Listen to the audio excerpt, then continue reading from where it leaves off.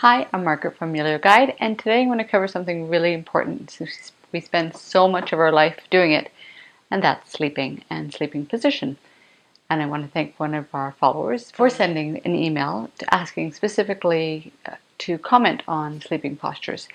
And it's something I actually do with my clients, especially those that have pain. It's one of the first things I cover because we spend so much time sleeping that it's so important that we sleep in our very best position in terms of healing and comfort. And so I'm hoping to impart on you some suggestions and ideas that you can use to make your sleeping better. So let's get started. One of the first things when sleeping is to look at comfort. Some people just, I can't get them out of side sleeping position, so we'll talk about side sleeping versus how to get comfortable laying on your back. And these tips are especially important for someone who's had a vertebral fracture, someone who's had back pain or neck pain from motor vehicle accidents or many other causes. And so you want to support your body as best as possible. And that starts with the biggest surface that you're laying on, which is the mattress. So having a good quality mattress is important. A medium firm seems to be regarded more highly for people, but ideally, if you can spend time on different mattresses, if you get invited to sleep over and you go, wow, that was a great night's sleep, find out what kind of mattress it was. Or you happen to go to a hotel and it was like, wow, that was so great, I had the best sleep. Find out what kind of mattress it was. And same goes for pillows, but we're probably not going to have time in today's blog to cover pillows.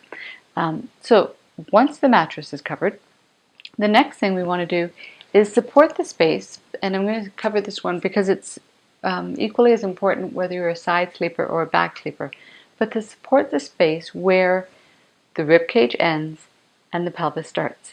So we have a little space there that tends to be unsupported when we're sleeping, whether it's on our side or on our back. And one of the things you could do is find a towel that's the perfect size for you. And since I couldn't find the perfect size for me, I cut a towel, and you're worth cutting a towel for. So cut a towel that works for you, and then find one of your softer belts, be it a belt from a bathrobe or one of the older belts that you might have, that's the loop belts. And so here I found a belt that's just perfect length for me, and I'm going to take the belt and sit it inside the towel. So one end of the towel, and then what we do is twirl the towel around the belt, and what you're creating is a little supported belt for your waist. Now the towel has to be wide enough so that it sits on both sides of your waist. So it's got to come around so it's sitting on the waist itself and leaves me enough space that I can actually tie it in the front, or enough end of my belt that I can tie it in the front. So I'm going to just make a little loop.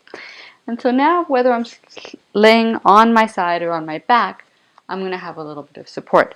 Now this is not something that you have to do if you don't have back pain, but certainly if you have back pain, it just gives you that little bit more support.